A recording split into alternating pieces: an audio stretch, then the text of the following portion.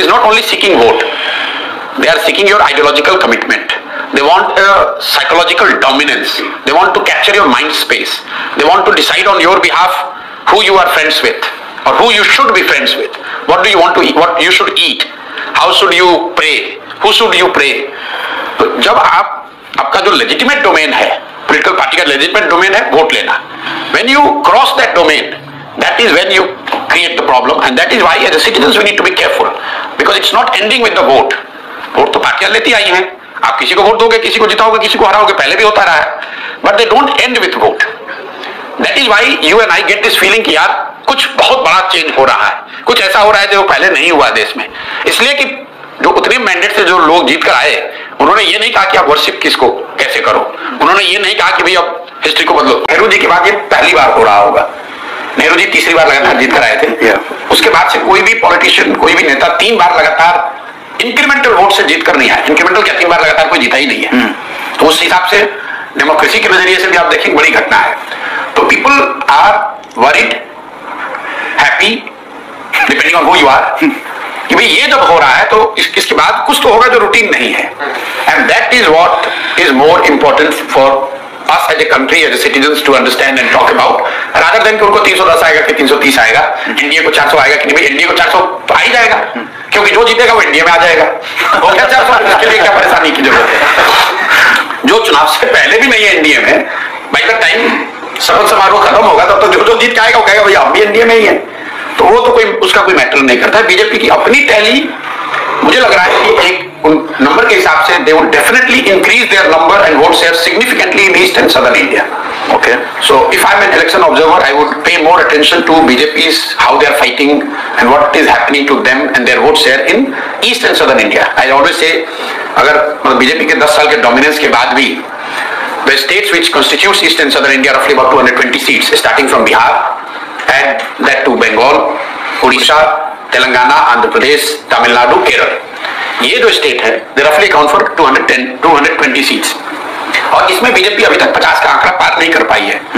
बहुत लोगों को लगता है बीजेपी बिहार जीत गई, बंगाल जीत गई. Despite their best performance in Bihar, 17 best तो नहीं, सेकंड बेस्ट था, 2014 में से ज्यादा सीट जीते थे. Despite their best performance in Bengal and Orissa and Telangana, they couldn't cross 50. But my guess is this time they are crossing 50 in this area. They will significantly add number of seats in eastern and southern India, and we would also see a huge jump in their vote share, which is much more important in the states like Tamil Nadu. You would see, I have said this a year back, that for the first time I see BJP in double digit in Tamil Nadu vote share. I don't know about the seat, but definitely they are in double digit in terms of vote share in Tamil Nadu. They will be either the first or the second party in Telangana, which is a big thing. They will be number 1 in Odisha for sure. They could be very well number 1 in Bengal. You would be surprised, but BJP will, in all likelihood, to my mind, BJP is going to emerge as number 1 party in West Bengal, in Lok Sabha. And Bihar, of course, they will be number 1 because they are fighting only 17. But BJP के अपने अकेले दम पे 370 तो नहीं आ सकती है. ये तो मैं आपको कह सकता हूँ. 370 बीजेपी के अपने दम पे नहीं आएंगे. वो सबसे बड़ी पार्टी बनेंगे, 300 से ज्यादा सीट आ सकती है, शायद आ भी जाए. लेकिन वो बहुत बड़ा क्वेश्चन मेरे जैसे लोगों के लिए नहीं है. और मुझे ऐसा लगता है कि देश में एक बहुत बड़ा ऑडियंस है जिसको इसमें अब रुचि नहीं रह गई है कि बीजेपी को 330 आएगा कि 350 आएगा कि 310 आएगा. जो बीजेपी का कार्यकर्ता वर्कर है, of course they want to reach that level, then celebrate it, do some thumb chesting if needed. But जो कॉमन लोग हैं उनकी सोच है कि अगर इतने बड़े मैंडेट से तीसरी बार सरकार को जीत के आ रही है, उसके बाद क्या होगा. जो बीजेपी के समर्थक है वो सोच रहे हैं भैया देश में अब पहली बार अब आमूल-चूल परिवर्तन आएगा. वो अपने एक तरीके से उसको इंटरप्रेट कर रहे हैं. मोदी जी ने खुद भी कहा बड़े निर्णय. जो कि इन बातों को समझता है या कोई रिलेट कर पा रहा है, वो अपने अपने तरीके से उस स्टेटमेंट को इंटरप्रेट कर रहा है. जो उनके समर्थक है वो कह रहे हैं भैया अब देखना सही में मोदी राज आएगा, सही में चेंज आएगा, whatever it means. Those who are opposed to him ideologically और otherwise, they are equally worried and anxious कि भाई बड़े निर्णय का मतलब क्या है. तो आप सुन रहे हैं कोई कह रहा है संविधान बदल दिया जाएगा, कोई कहेगा देश में लोकतंत्र बचे. ये ज्यादा लोग उस पर ज्यादा चर्चा कर रहे हैं घरों में मेरी समझ से.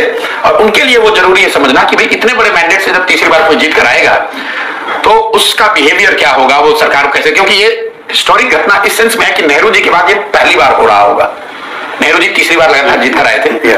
उसके बाद से कोई भी पॉलिटिशियन, कोई भी नेता 3 बार लगातार इंक्रीमेंटल वोट से जीत कर नहीं आया। इंक्रीमेंटल क्या 3 बार लगातार कोई जीता ही नहीं है। तो उस हिसाब से डेमोक्रेसी के नजरिए से भी आप देखेंगे बड़ी घटना है। तो people are worried, happy, depending on who you are, कि भाई ये जब हो रहा है तो इसके बाद कुछ तो होगा जो रूटीन नहीं है। And that is what is more important for us as a country, as a citizens to understand and talk about, rather than कि उनको 310 आएगा कि 330 आएगा, एनडीए को 400 आएगा कि नहीं। भाई एनडीए को 400 तो आ ही जाएगा, क्योंकि जो जीतेगा वो एनडीए में आ जाएगा। हो गया 400, इसके लिए क्या परेशानी की जरूरत है। जो चुनाव से पहले भी नहीं है एनडीए में, बाय द टाइम शपथ समारोह खत्म होगा तब तो जो जीत के आएगा वो कहेगा भैया हम भी एनडीए में ही है। तो वो तो कोई उसका कोई मैटर नहीं करता है। बीजेपी की अपनी टैली मुझे लग रहा है कि एक नंबर के हिसाब से they would definitely increase their number and vote share significantly in East and Southern India. Okay. So if I'm an election observer, I would pay more attention to BJP's how they are fighting and what is happening to them and their vote share in East and Southern India. I always say, अगर BJP के 10 साल के dominance के बाद भी the states which constitutes East and Southern India roughly about 220 seats, starting from Bihar, and that to Bengal, Odisha, Telangana, Andhra Pradesh, Tamil Nadu, Kerala. ये जो state है दे रफली अकाउंट फॉर 220 सीट्स, और इसमें बीजेपी अभी तक 50 का आंकड़ा पार नहीं कर पाई है। बहुत लोगों को लगता है बीजेपी बिहार जीत गई, बंगाल जीत गई, despite their best performance in Bihar 17 best तो नहीं, सेकंड बेस्ट था, 2014 में से ज्यादा सीट जीते थे। Despite their best performance in Bengal and Orissa and Telangana, they couldn't cross 50, but my guess is this time they are crossing 50 in this area. They will significantly add number of seat in eastern and southern India, and we would also see a huge jump in their vote share, which is much more important in the states like Tamil Nadu. You would see, I have said this a year back, that for the first time I see BJP in double digit in Tamil Nadu vote share. I don't know about the seat, but definitely they are in double digit in terms of vote share in Tamil Nadu. They will be either the first or the second party in Telangana, which is a big thing. They will be number 1 in Odisha for sure. They could be very well number 1 in Bengal. You would be surprised, but BJP will, in all likelihood, to my mind, BJP is going to emerge as number 1 party in West Bengal, in Lok Sabha, and Bihar, of course, they will be number 1. About these things, and starting from his statement in Parliament when he said कि बड़े निर्णयों के लिए तैयार हो जाइए, then in RBI meeting he said something. It has been repeated time and again. Make no mistake, on the ground for a common person, कोई चाय की दुकान वाला है, पान की दुकान वाला है, सामान्य आदमी है, किसान है, स्टूडेंट है, they are interpreting, analyzing, or I would say rather trying to come to terms with what it means for them. जब आप कहते हैं अच्छे दिन आने वाला है, all of us we have got such a short memory. This is the BJP narrative which they are trying to push down the country, that nobody has ever been this popular, nobody has ever won this kind of mandate, no party has been this omnipresent. But all these things are not the fact. This country has seen bigger governments, consecutive governments with bigger vote share, bigger mandates. At the peak, Congress used to have 2,500 plus MLAs in this country. Out of 4,000 odd MLA seats across the country what we have, Congress used to have more than 2,500 MLAs. BJP at its peak used to have never crossed 1,750 MLAs. BJP before this round of elections were reduced to what? They were less than 50% of India in terms of population which were under BJP rule. So इस तरह की पहले भी government आई है, लोगों ने देखा है। थोड़ा सा इसका इम्पैक्ट इसलिए ज्यादा है कि ये आइडियोलॉजिकली बीजेपी डोमिनेंस और BJP desire doesn't start and end with vote. ये जो आपको दिखता है ना कि इतना असर क्यों है, असर इसलिए है कि BJP is not only seeking vote, they are seeking your ideological commitment. They want a psychological dominance. They want to capture your mind space. They want to decide on your behalf who you are friends with or who you should be friends with. What do you want to eat? What you should eat? How should you pray? Who should you pray? तो जब आपका जो legitimate domain है, political party का legitimate domain है vote लेना, when you cross that domain, that is when you create the problem, and that is why as a citizens we need to be careful, because it's not ending with the vote. Vote तो पार्टियां लेती आई हैं, आप किसी को vote दोगे, किसी को जिताओगे, किसी को हराओगे, पहले भी होता रहा है, but they don't and with vote. That is why you and I get this feeling कि यार कुछ बहुत बड़ा चेंज हो रहा है, कुछ ऐसा हो रहा है जो पहले नहीं हुआ देश में. इसलिए कि जो उतने मैंडेट से जो लोग जीत कर आए, उन्होंने ये नहीं कहा कि आप वर्शिप किसको कैसे करो, उन्होंने ये नहीं कहा कि भाई अब हिस्ट्री को बदलो. कोई भी लीडर, कोई भी पार्टी पोस्ट इंडिपेंडेंस इंडिया में 50% वोट लेकर नहीं आया. एंड दैट टेल्स अस की मतलब इंडिया में ऑपोजिशन कभी, विपक्ष कभी कमजोर नहीं है। विपक्षी पार्टियां कमजोर हो सकती हैं, विपक्षी फॉर्मेशन कमजोर हो सकता है, लेकिन देश पूरा आपके साथ हो गया है, उसके लिए 50% वोट अभी तक किसी को नहीं आया है। And I think the strength of the present BJP leadership is that they are quite cognizant of this.